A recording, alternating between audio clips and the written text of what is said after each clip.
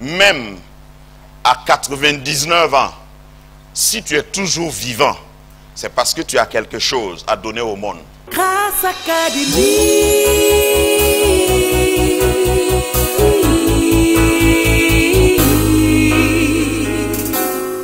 Que la lumière soit. Que ta lumière soit. Que la lumière soit. Le but de Dieu en te sauvant, c'est pas pour que tu ailles seulement au ciel. Tu dois manifester le royaume de Dieu ici. Tu es né de nouveau, rendu capable sur la terre pour pouvoir amener le ciel sur la terre. Donc Dieu attend et la création aussi attend ta manifestation. Il faut que tu saches qui tu es. Il faut que quand un chrétien est transplanté dans un désert, que ce désert commence à fleurir. Une entreprise fait faillite et on tombe sur toi.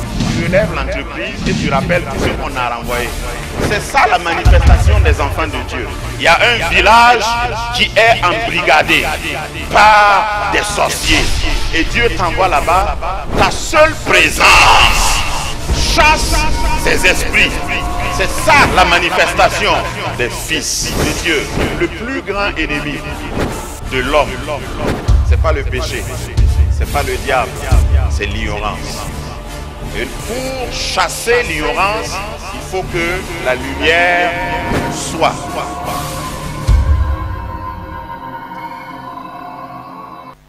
Nous voulons,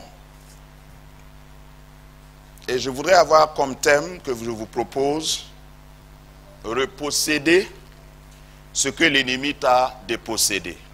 Reposséder ce que l'ennemi t'a dépossédé. Je ne sais pas s'il y a quelqu'un qui, dans ses rêves, pense qu'il a quelque chose qu'il n'a pas encore. Je ne sais pas si quelqu'un, quand il regarde sa vie, réalise qu'il devait être plus loin que là où il est maintenant, présentement. Est-ce qu'il y a quelqu'un ici dans la salle qui pense qu'il devait être plus loin? Alléluia. Moi, je regarde ma vie et j'ai toujours pensé que je devais être plus loin. Je devais avoir plus que ce que j'ai maintenant. Je devais être capable d'accomplir plus que ce que j'accomplis maintenant parce que je suis né pour réussir. Je ne suis pas né pour essayer voir. Je suis né déjà un succès. Je suis sorti la tête en première. Amen. Je suis venu en conquérant dans ce monde. Oh, je suis conscient qu'il y a un ennemi. Et cet ennemi, ma Bible m'apprend qu'il veut toujours te déposséder de tes possessions. Mais il y a un Dieu, il y a son esprit et il y a Jésus son fils, toujours prêt à t'aider pour que tu repossèdes. Dis avec moi, repossession. Parce que ta vie doit se résumer en ce mot, reposséder. Dieu a dit à un monsieur qui s'appelle Jérémie dans la parole de Dieu, il dit, avant que je ne te finisse, avant que ta mère ne voie ton visage, avant qu'on te donne un nom, moi je t'avais déjà conjugué et je t'ai fini, je t'ai envoyé, je t'ai nommé, je t'ai établi, je sais que tu es un succès. Dès ton premier cri, quand tu es sorti du sein maternel, c'était un cri de victoire. À la maternité ou bien, je ne sais pas où tu es né, parce que certains d'entre nous n'ont pas eu l'adresse de la maternité, on est né quelque part quand même. Dis, ça ne font rien. Voilà. L'essentiel est que je sois là. Le jour que tu es né, tu as poussé ton premier cri, c'était un cri de victoire. Les anges ont acclamé. Oh, il est venu. Elle est venue au monde. Elle est venue, il est venu pour conquérir, pour gagner. Il y avait un plan tracé, un programme préparé que Dieu t'a envoyé accomplir. Et c'est pourquoi je voudrais, si je l'accentue de temps en temps, vous devez me comprendre, je ne voudrais pas que tu meurs avec le programme en toi inachevé. Je ne voudrais pas que tu ailles à la tombe avec encore des plans que tu n'as pas montrés au monde. Je ne voudrais pas que tu expires, tu donnes ton dernier soupir sans avoir accompli tout ce que Dieu t'a donné. Parce que le plan de Dieu pour un chrétien, c'est de mourir vide, vidé de toute substance dont le monde avait besoin. L'apôtre Paul dira autrement, j'ai combattu le bon combat. J'ai gardé la foi. J'ai achevé la course.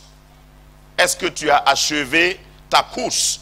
Le fait que tu sois ici ce matin, c'est parce que tu n'as pas encore fini. Ça veut dire que ce que tu vois là n'a rien à voir avec ce qui va sortir. Personnellement, je m'évalue tout le temps. Et je veux toujours savoir que je suis en train d'être meilleur qu'hier. Je suis mieux aujourd'hui qu'hier et je suis moins bien que demain. C'est comme ça que tu dois vivre. Même à 99 ans, si tu es toujours vivant, c'est parce que tu as quelque chose à donner au monde. Alléluia. Même si je m'arrêtais ici, ça suffit, non? Quand je dis reposséder ce que l'ennemi t'a dépossédé, c'est parce que je sens ceux qui sont sous le son de ma voix ont quelque chose que l'ennemi ne veut pas que le monde découvre. Au fait, le diable a peur de toi. Il a peur de ton devenir. Il a peur de ton avenir. Il a peur du potentiel que Dieu a mis en toi. Et le mot potentiel, je le définis avant la première lecture biblique. Un potentiel, c'est quelque chose qui est caché. Un pouvoir qui est caché. C'est une dynamite qui est contenue. C'est une grenade non explosée.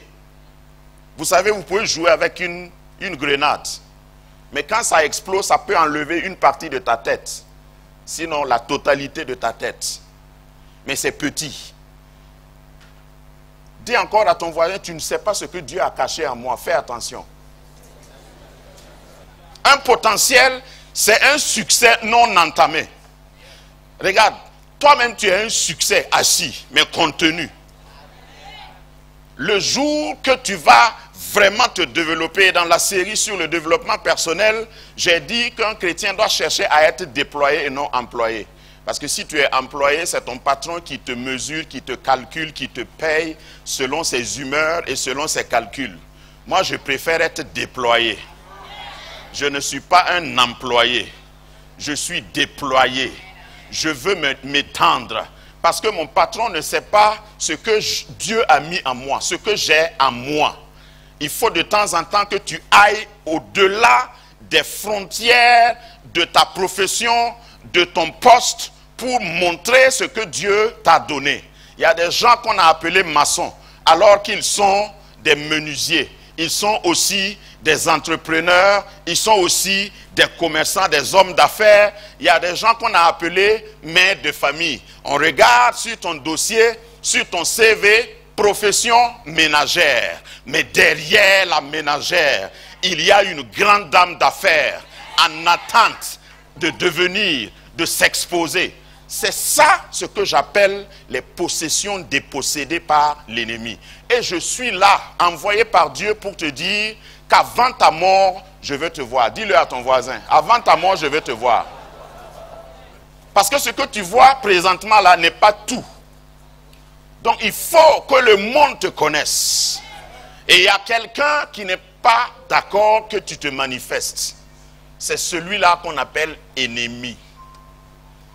Celui qui n'a pas d'ennemi, c'est qu'il n'a pas vécu depuis longtemps.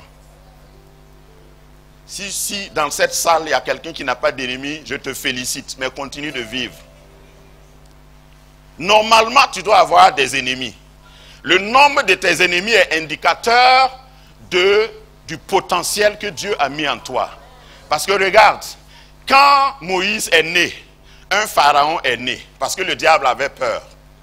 Il a suscité un pharaon pour tuer tous les enfants. Quand Jésus est venu, le diable a suscité un Hérode pour tuer tous les enfants. Regarde, quand toi tu es né, puisqu'on n'a pas continué d'écrire la Bible, mais si on devait continuer d'écrire, à la date de ta naissance, là, il y a quelqu'un d'autre qui est né pour te contrecarrer. Et je suis là sous le manteau prophétique de Dieu pour dire à cet ennemi qu'il est découvert, démasqué, démantelé. Ce message doit un peu t'orienter, te réorienter s'il le faut, sur le droit chemin.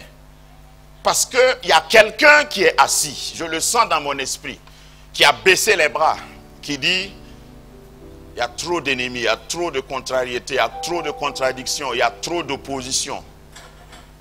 Au fait, il y a des oppositions qui sont des opportunités.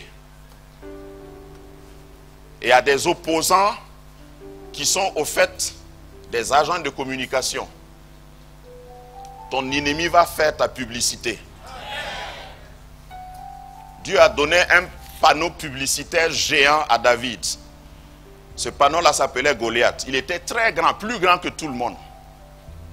Vous ne voyez pas les panneaux en ville? Les panneaux publicitaires. Ils sont grands. Certaines oppositions sont juste des panneaux.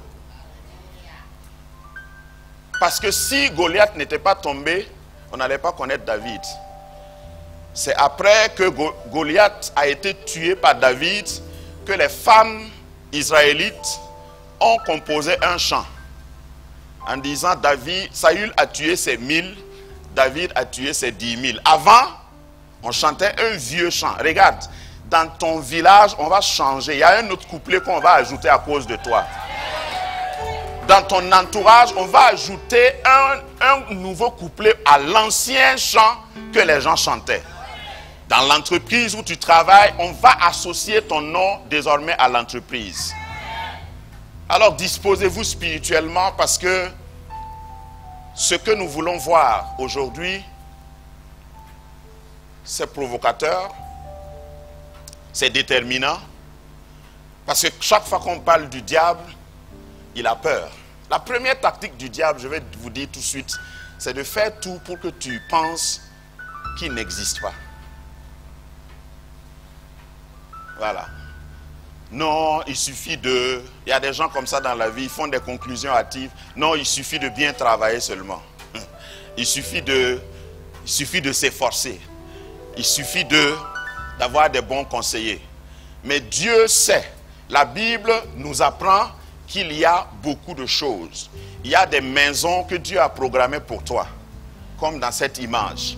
Après la croix de Jésus, où il a tout accompli, il y avait déjà dans tout accompli là ta santé. Il y avait ta maison. Il y avait ton pouvoir d'achat. Il y avait ton bien-être. Ici-bas. Moi, je ne sers pas Dieu simplement pour aller au ciel. Je vais bien vivre ici en attendant. Au ciel, je vais aller me reposer, me réjouir. Mais il y a des possessions que tu dois posséder ici-bas. Amen. Il y a des souffrances, peut-être que tu vas subir, mais c'est malheureux si quelqu'un subit quelque chose et que ses enfants subissent la même chose. Ça, c'est dommage.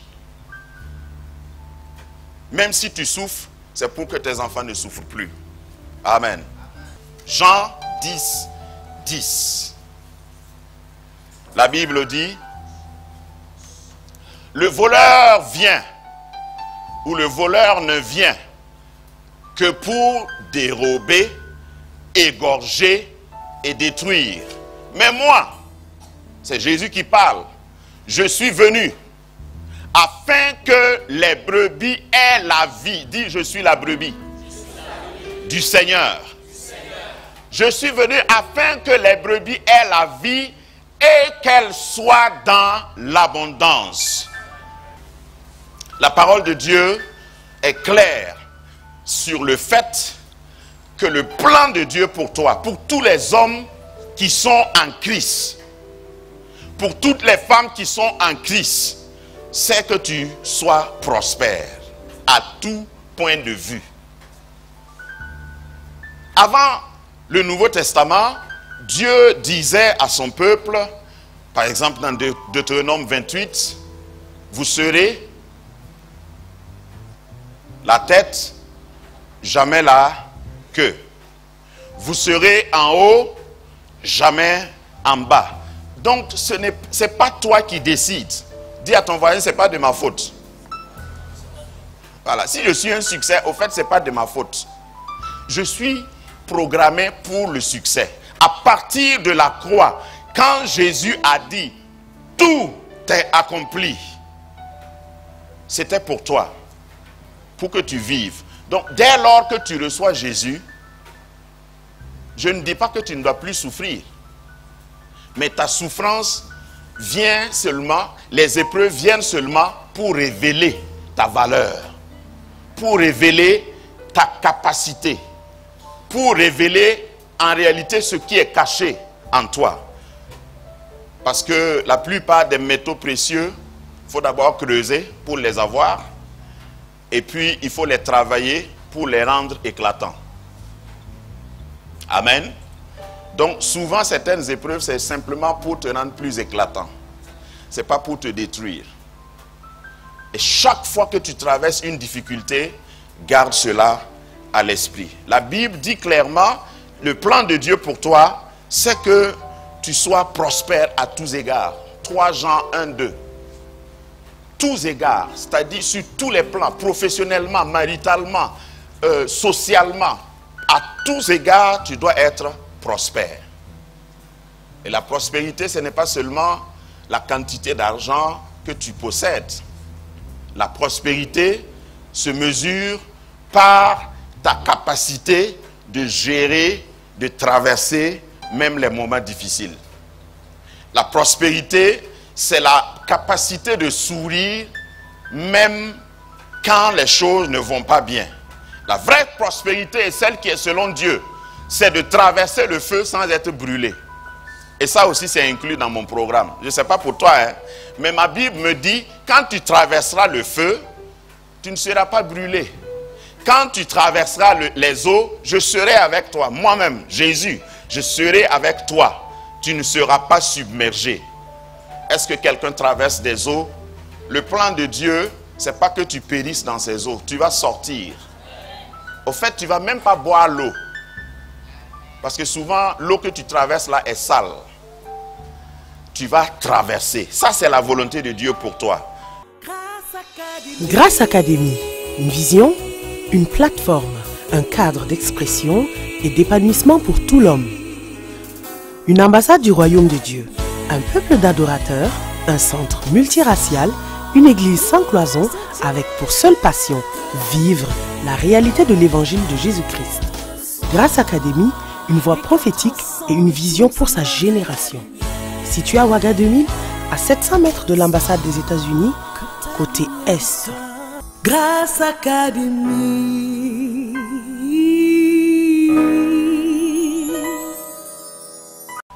À côté de cela, la Bible nous dit, nous révèle que le diable est un voleur. Dit, il est voleur. La Bible nous dit aussi qu'il est menteur. Et un voleur, c'est quoi? C'est quelqu'un qui prend ce qui ne l'appartient pas. C'est la plus simple définition. Donc tout ce que le diable garde dans son royaume, qui est bien, matériel, spirituel. Spirituellement, je ne sais pas s'il a quelque chose de bien, mais tout ce qu'il garde de matériel, c'est pour toi. Il n'est propriétaire de rien. Dis avec moi, de rien. Le diable n'est pas propriétaire de la terre, il n'est pas propriétaire de l'univers. Le diable n'a pas droit de citer sur la terre. La terre a été créée, Psaume 115, a été créée pour nous, pour les hommes. Qu'est-ce que Dieu a créé pour le diable? L'enfer. La seule propriété, avec titre de propriété, titre foncier, sur lequel il y a le nom du diable, c'est l'enfer. Il dit, Dieu a créé l'enfer pour le diable et les démons. Toi-même, tu n'as pas été créé pour l'enfer. Aucun homme n'a été créé pour l'enfer. Maintenant, le diable lutte pour amener des hommes avec lui en enfer. Voilà la réalité. La Bible dit qu'il est aussi un menteur. Et ça, c'est dans Jean 8, 44. Il dit que le diable ment depuis le commencement. C'est un ancien fonctionnaire dans le mensonge, qui n'a jamais pris sa retraite. Il ment depuis le commencement. Et tous ceux qui mentent ont pour père le diable. Dis, c'est pas mon père. La Bible dit également qu'il est un accusateur. Il est l'accusateur des frères. Donc, dans tout ce que j'ai recensé ici, il n'y a rien de bon. Ça, c'est ce que la Bible dit sur le diable. C'est pourquoi il est un ennemi. Il est un ennemi. Et le mot ennemi, c'est un mot militaire. Un vrai militaire ne traite jamais avec son ennemi. S'il va dans le camp de son ennemi, c'est juste pour prendre des renseignements, pour pouvoir l'éliminer, le mettre hors d'état de nuire. C'est ça la définition d'ennemi. Et Dieu parle d'ennemi. Et il dit même quelquefois qu'il y en a qui sont ennemis de Dieu. Pourquoi? Parce que le diable n'est pas omniprésent. Au fait, on donne trop de pouvoir au diable, même dans les églises.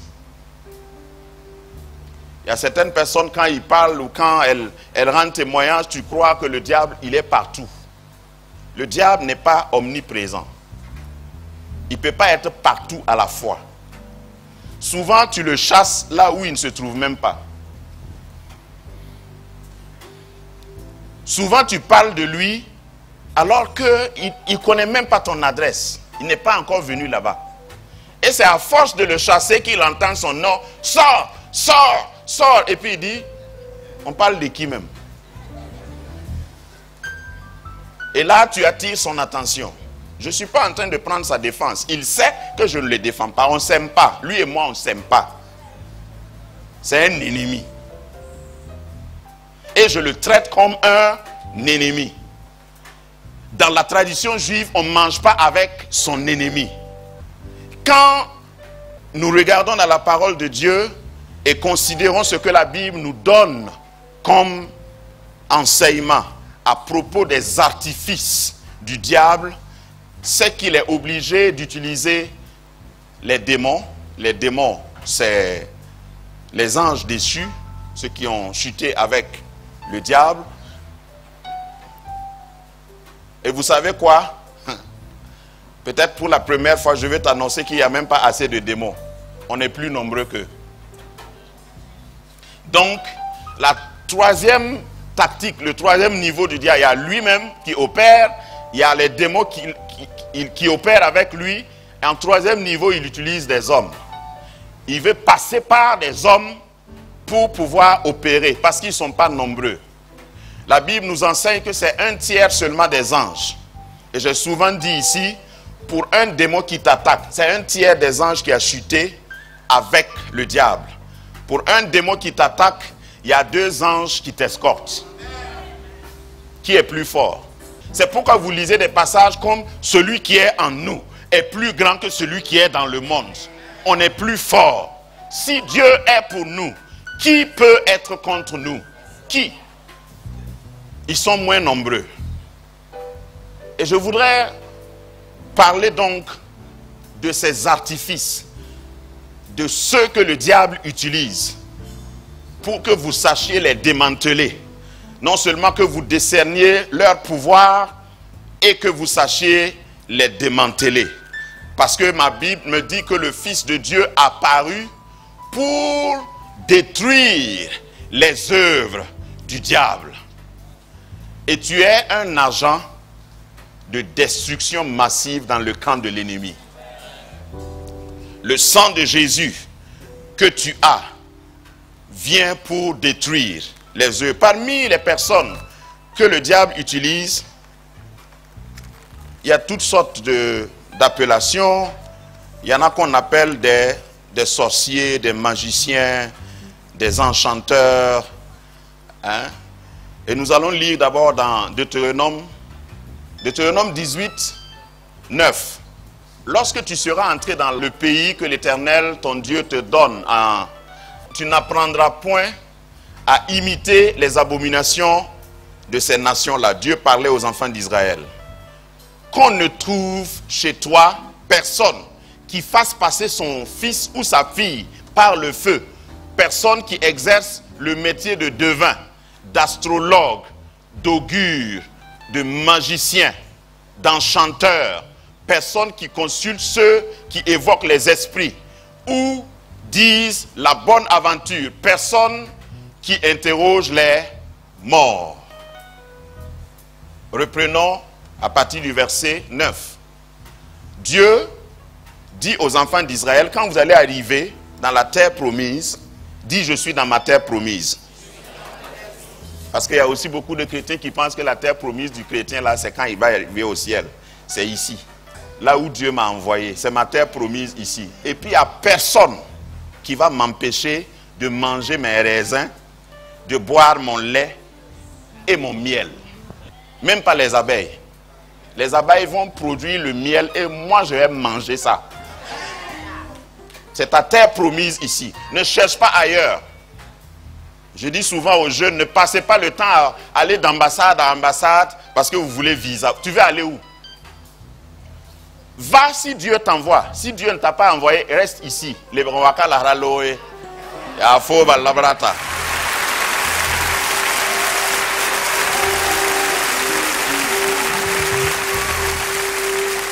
Mon Canaan, c'est ici. Ma terre promise, c'est ici. Et c'est maintenant. C'est pas après ma mort. Tu vas vivre. Tu vas manger les meilleurs fruits de ce pays, de cette nation. Établis-toi bien. Le jour que Dieu veut te déménager ailleurs, ce n'est pas un problème. Ça va se passer facilement. Il dit, quand tu vas arriver dans la terre promise est toujours occupée. Je vous ai dit que tous les lieux bénis sont déjà occupés. Tous les postes juteux sont déjà occupés. Mais il faut que toi, fils et fille de la promesse, tu ailles, même quand la porte est fermée, et tu pars. Tu dis, oui, c'est moi. Dieu m'a dit que je dois travailler ici. Dieu m'a dit que ce poste-là, c'est pour moi. Dieu m'a dit que ce marché-là, c'est pour moi. Toutes les voitures à Ouagadougou sont occupées par des gens. Mais il y a pour toi. Toutes les maisons sont déjà construites. Mais il y a pour toi. Toutes les parcelles sont déjà occupées apparemment. Mais il y a pour toi. Ne te contente pas d'un non loti. Je ne minimise pas les non lotis. J'ai vécu dans des non lotis. Mais ça c'est en attendant. Dis à ton voisin, ça c'est juste en attendant.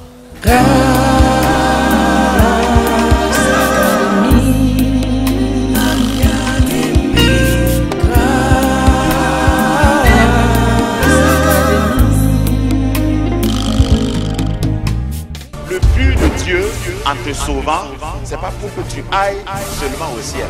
Tu dois manifester le royaume de Dieu ici. Tu es né de nouveau, rendu capable sur la terre pour pouvoir amener le ciel sur la terre. Donc Dieu attend et la création aussi attend ta manifestation.